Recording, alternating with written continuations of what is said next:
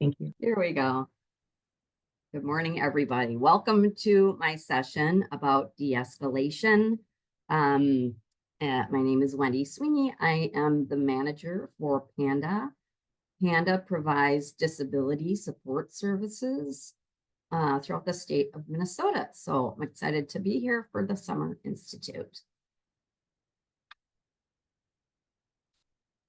So I always like to start by talking about our website. If you have never been to our website before, I would highly encourage you to do so.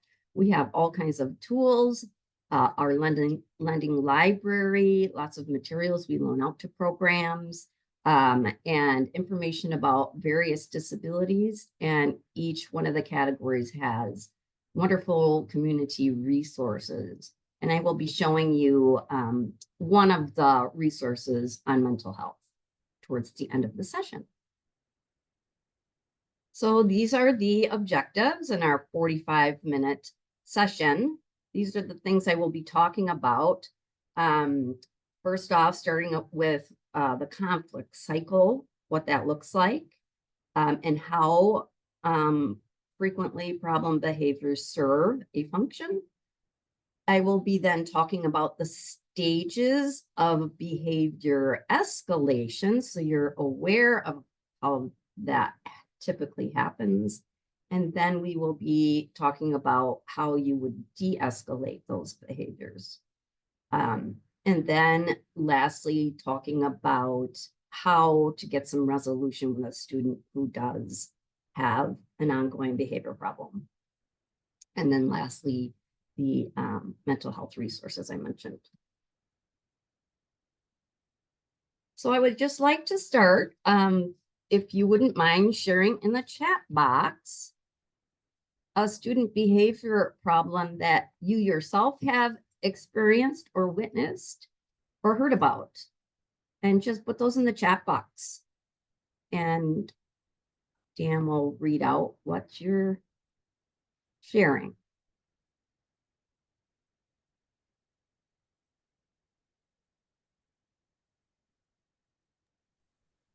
Okay, I'm seeing some responses already. Work refusal, disengagement, students joking with each other and it goes too far,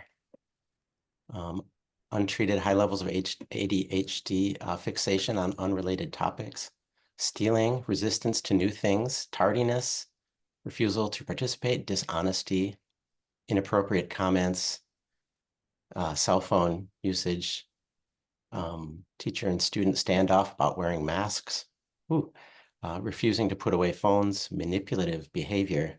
They're coming in fast. I'm trying to keep up here. Attention seekers, trauma-based fear response leading to complete shutdown and screaming, which scared the others. Talking during lessons, language barrier, misinterpretation, and body language misinterpretation. Someone hitting someone else in class. I work in jail and students got angry with another and were yelling. It started a fight. Students' emotions escalating quickly. All right, let's stop there. Thank you, Dan. Great examples.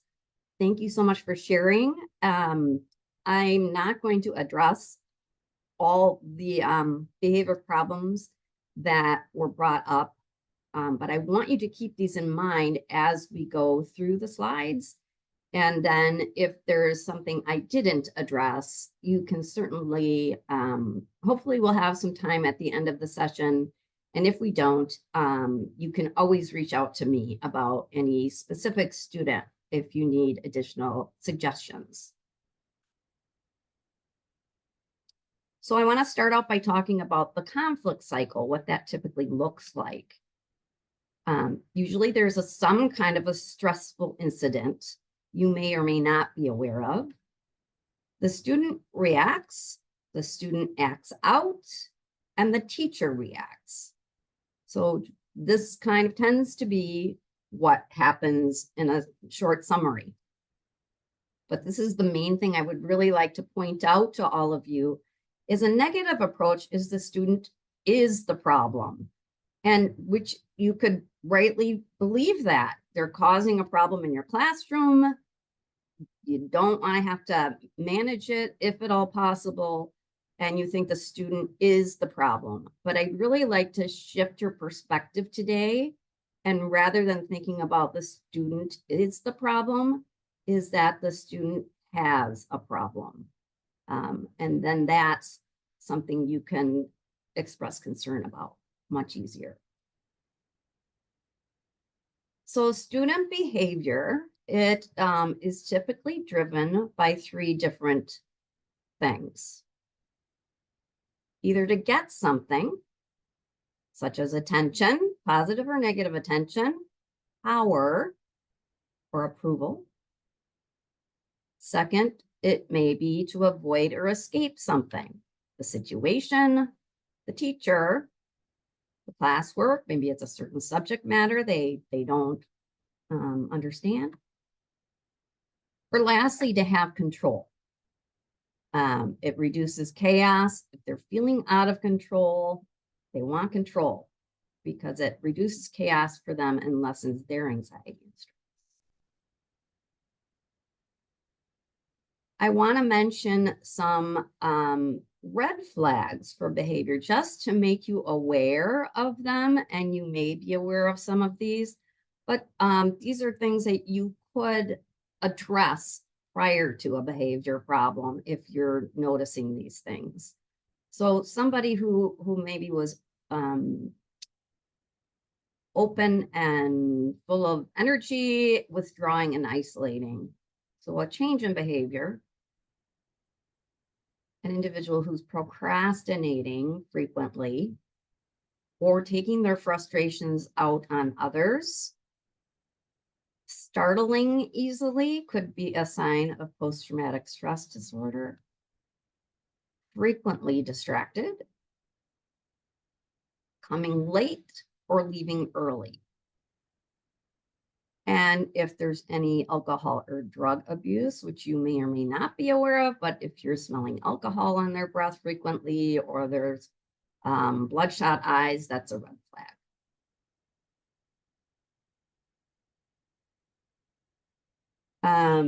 I do want to mention, as you some of the comments that were made in the last chat is we're talking about de-escalating behavior, but it's the beginning of a school year, which is a perfect time to set down some rules and boundaries in your classroom. So thinking about that, especially around cell phone use, treating each other with respect, something that you can discuss with your students the first week of class. So let's talk about the stages of behavior escalation. So typically, a student would be calm, and then there is a trigger of some kind. Now, you may or may not be aware of that trigger. It could be external, or it could be internal. So maybe it's a loud noise, a certain smell, what somebody says to them, a tone of voice that is off-putting, bright lights, a change of routine, a memory from the past, a bad situation at home. Again, there's a trigger, and most likely you wouldn't be especially aware of that. And then the next level of escalation is the one that I really want you to pay attention to, because this is tension building. It's starting. The trigger sets them off, and then there's typically some kind of agitation, which is a time you could start to de-escalate. So when I say agitation, if there's a trigger, there's usually a lead up. And so it may be just something such as getting off task. They might get out of their seat, seem frustrated, get kind of jittery or restless. They're getting agitated. And then if it's unresolved, it will accelerate because the student is focusing on the trigger and feeling more out of control and threatened. So the behaviors will start to escalate, where they may, then start slamming a book or increasing on the agitation level that it's more noticeable. and then it will peak. So as with most people, most of us, I'm sure, have lost their temper. Something is triggered. Everybody has a tolerance level for tension. Some can keep it in for quite a while, and others have a very short period of time before they peak. So when a student would peak, it's releasing that tension. So then it's going to be the big noticeable one where they might yell, throw something, slam the door, any of those kinds of things. It's going to be the peak.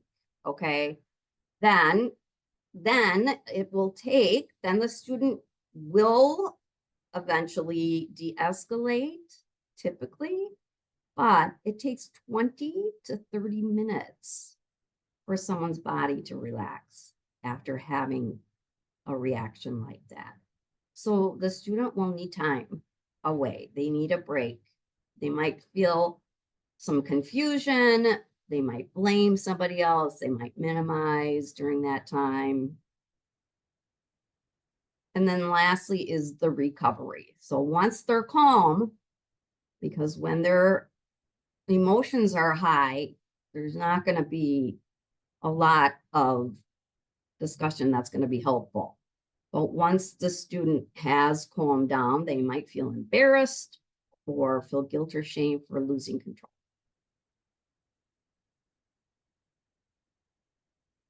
So now you've learned about the tension building, about student behaviors, and now let's talk about, well, what can I do about this?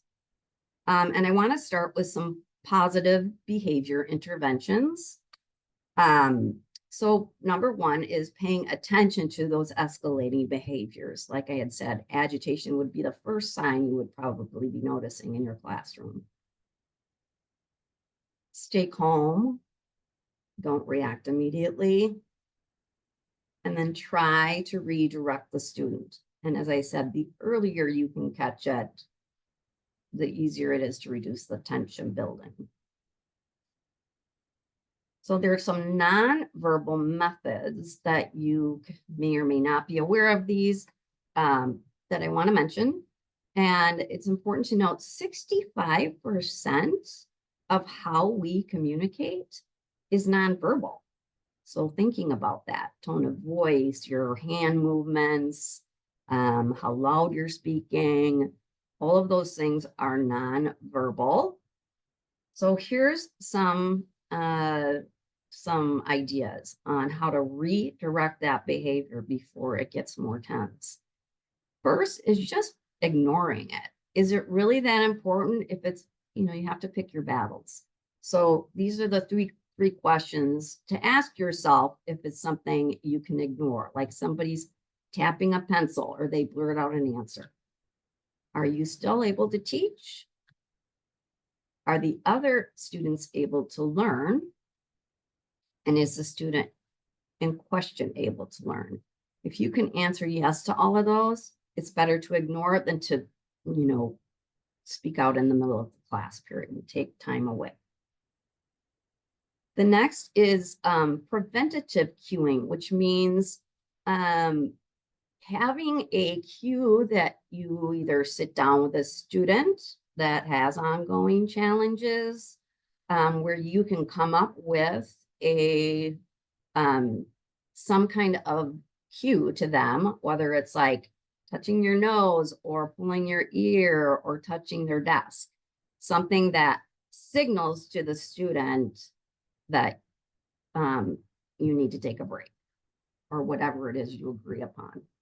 But also you can use that preventative cueing to signal somebody who's out of their seat to get back in their seat without saying a word or interrupting your teaching.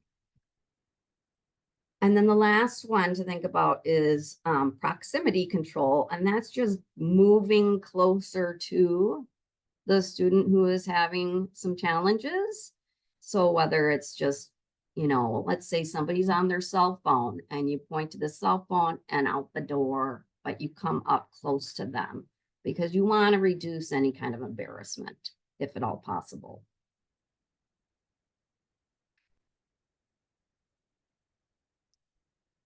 Okay, so these are what you would want to be starting with, trying to redirect that behavior. But sometimes that doesn't always work. So let's talk about other things that you can do if the student is continuing to build tension. First of all, when somebody's uptight and emotional, you don't want to touch them because it might escalate the behavior even more. Also, do not avoid the continuous eye contact, again, because the student might feel threatened and the behavior may increase then.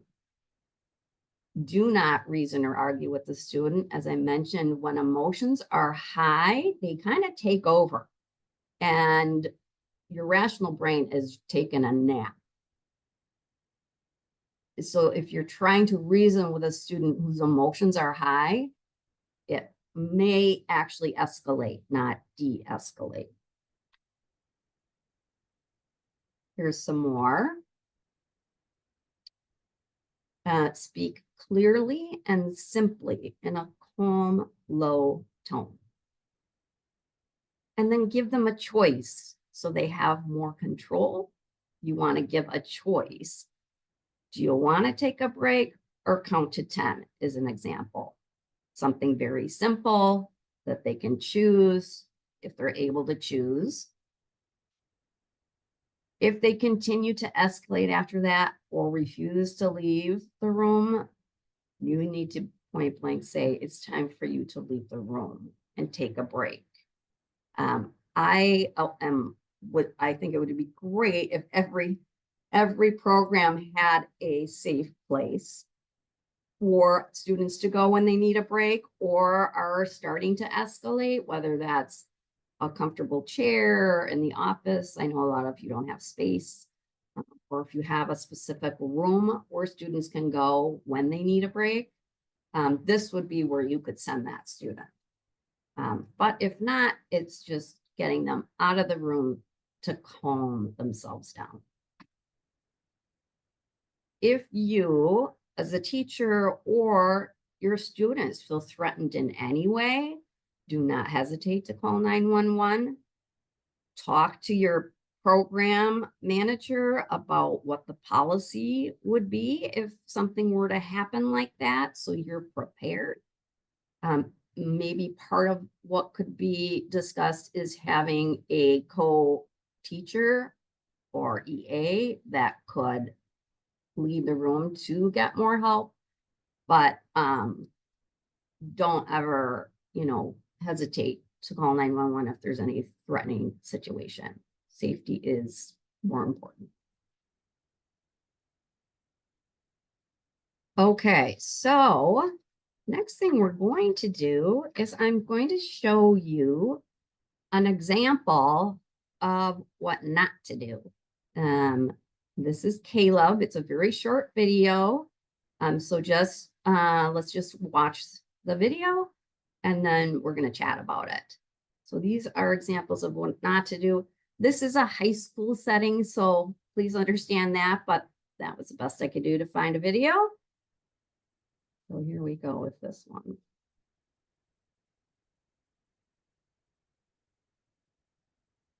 And there's going to be a short ad. Bear with me. If you could have your ideal way of working, what would it look like? Monday.com can make it your reality. Caleb, cool it. Okay, everyone, I need you to get your papers out from yesterday. Those need to be on your desk. Caleb, if you do not have yours out, that will be a 0 for this assignment. Caleb, I am not going to play these games with you today.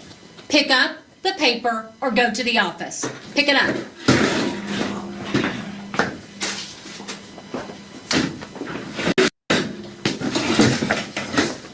Caleb, I don't know what your problem is, but you will not be disruptive in my class. Do you understand what I'm saying? What y'all looking at? That's it. To the office. Out.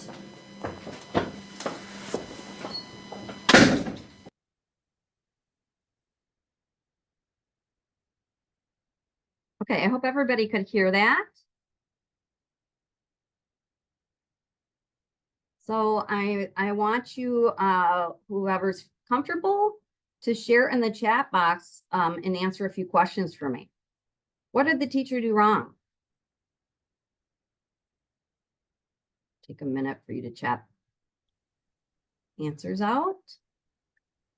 She's calling him out and embarrassing him, and no interpersonal communication skills. She's coming in too hot.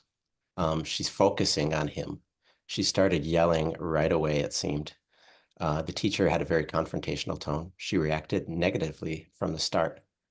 Talked loudly at the student across the classroom. Embarrassing. Calling him out by name from the front of the room. She used threats, ultimatums, which I don't think make anyone feel less emotional or stressed.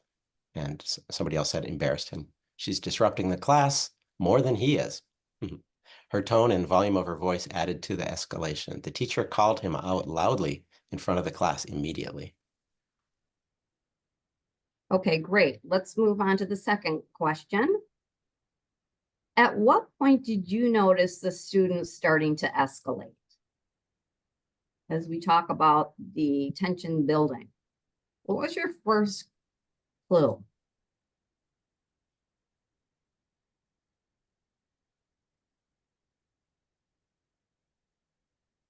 So Caleb was obviously upset when he entered, reacting to the teacher's negative start.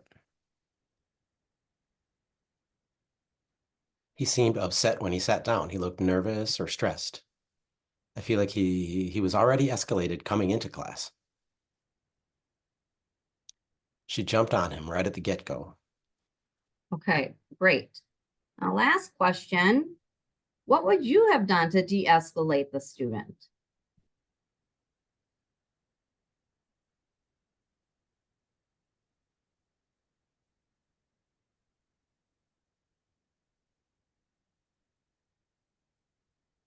Share in the chat box, please. Okay, not focus just on him. Give the students something to do and try to connect with Caleb one-on-one. Humor at first. Give him some space. Then pull him aside, maybe. Ignore major behaviors when they had time. Walk over to make sure they had their paper. Yeah, give him space and time. Maybe ignore him at first. I would have spoken to him quietly and asked if he needed to take a break. Get closer to speak to him about his assignment quietly. Okay, great. So I think sometimes just by giving you the example of what not to do, it gives you an opportunity to have some discussion about what I've been talking about today. So we are now going to watch another example that I have. And then Gail is going to put you all in breakout rooms. And I would like you to have the discussion about the three questions I have that we just talked about, and any other information you want to share with each other, but it's an opportunity just to kind of work through another situation. So I'm going to show the video, and once it's done, then Gail will put you in a breakout room.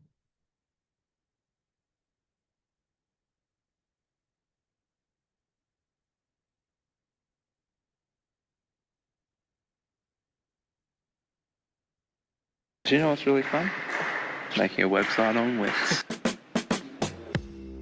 Hey, Okay, take out your math books, turn to page 47, please. Look at problem number 1.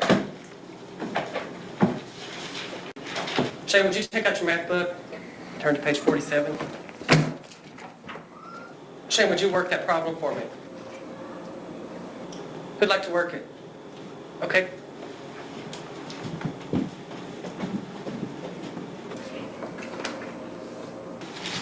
Okay, nice work. Problem 2. Shane. I don't even know what page we're on. We're on page 47. Why don't you have a seat in the back of the room? With your math book.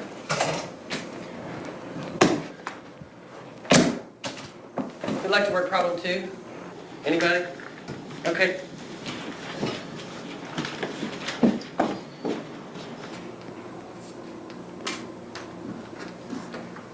that correct, Shane? Shane, is that correct? Hey, we're not going to go on until you answer me. Is it correct? I'm not playing your stupid game. Excuse me, I need you to have a seat. Shane, don't walk away from me. Shane!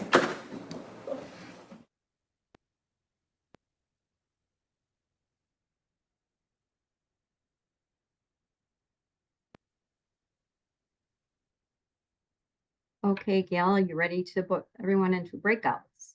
Yes, I'm putting them in right now. Okay, great. We'll see you in a few minutes. I think we're going to take about 6, 7, 8 minutes, right? Yep, 6 minutes. 6 minutes. Okay.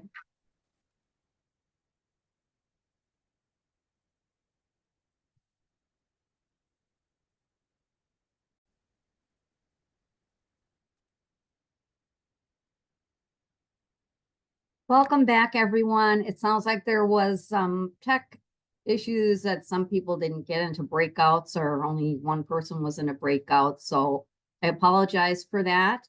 But I would be happy if you might want to share some of the answers to the questions. Anybody that would like to share? What did the teacher do wrong in this video?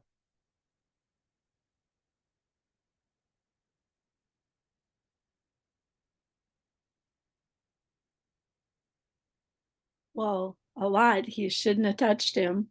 He shouldn't have moved him.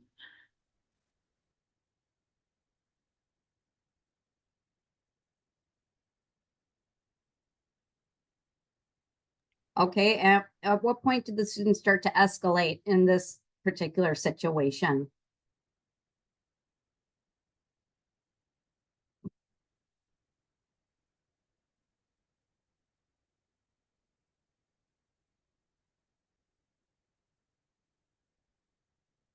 Anyone want to chat out?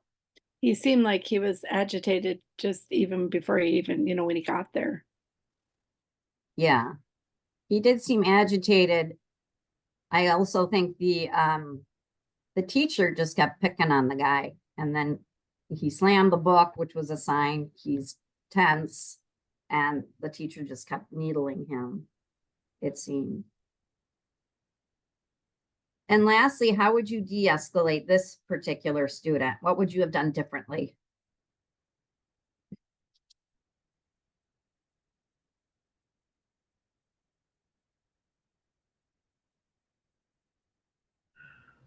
I think the teacher could have ignored it at the beginning, found a time to have the other students work individually or in pairs or something, and quietly talk to the boy. Just say, I noticed something's going on. What do you need right now? Yeah, okay, great. Okay, let's move on. We've just got a few minutes left, and before the session ends, I want to talk about the recovery process. So once a student does have a behavior where, using Shane for an example, leaves the room, he's all tense. Now, the next piece would be to schedule a time to meet with the student privately when they are calm. So remember, I said it takes 20 to 30 minutes to calm down. May not be a good idea to meet with them on the day it happened, but maybe the following day, seeing if you can't meet before or after class. And before you meet with a student, I would suggest you analyze what happened using what's called the ABCs of behavior. And the A is antecedent. So what happened prior to the behavior? If you may or may not know there was an altercation, what was going on prior to, and what was going on in the environment? How were the students reacting? Was there something different in the day that might have been going on, whether it was a topic you were teaching or a subject that the student possibly is having a hard time with? And the B is behavior. What did the student do in response to whatever that antecedent or trigger was? And was it positive or negative? There can be behavior that's positive, or somebody's sharing too much, for instance, might be a positive in a sense. And then thinking about what is the behavior that you would like the student to change, so you can focus on that when you meet. And then the C is consequences. What happened after the student peaked, and what happened in the environment after the behavior occurred? What were the other students doing? How did, what happened? How did whatever happened with that individual right afterwards? So when you have the meeting with the student, it's important to provide a safe, trusting, supportive environment. So showing some concern, saying, when you slammed the door yesterday, I could tell something was bothering you. I have some concerns. I want to be here to support you. And ask them, what happened that day? Would you be willing to share with me what was going on? What were you thinking about? What triggered you? And then validate them. Oh, I can see how you would have felt uncomfortable. And then ask them how you can help them. Is there anything I can do to help? Let them tell you what they need. And then make a plan for any future tension triggers. So saying to the student, if the trigger is bright lights, okay, we're gonna put a dimmer, or we'll turn some of the lights off in the room. Or if it's a particular student that sets them off, putting them in different seats.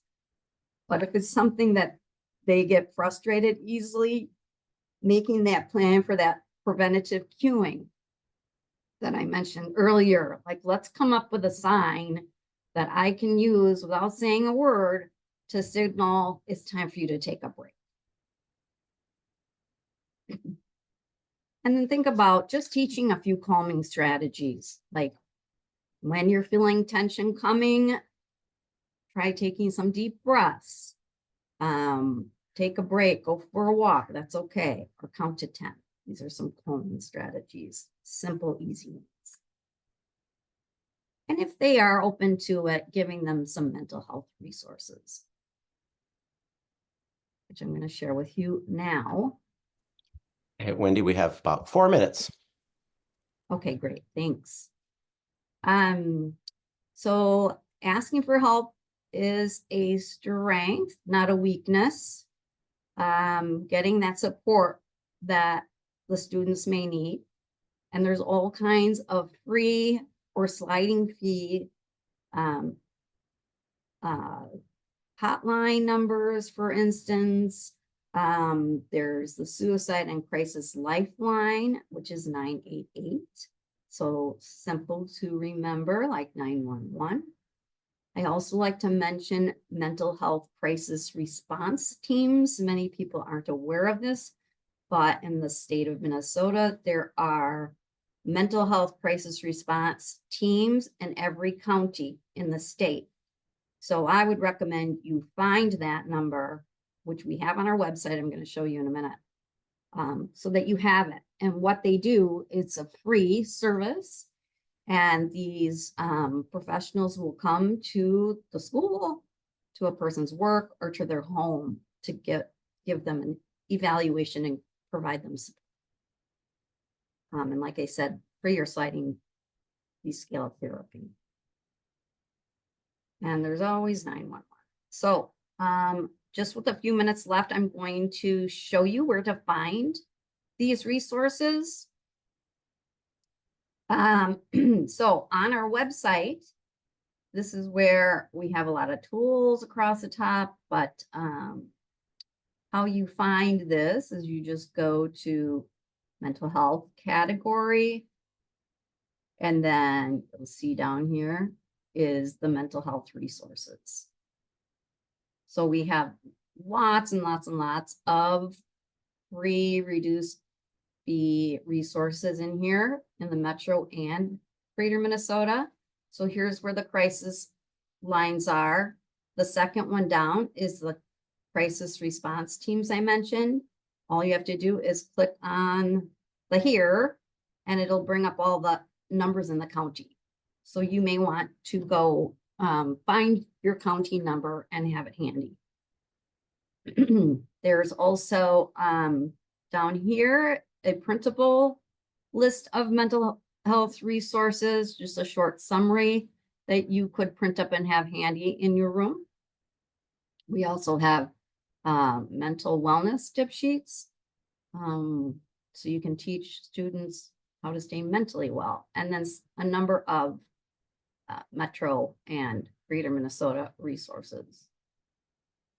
And then some other additional resources down here.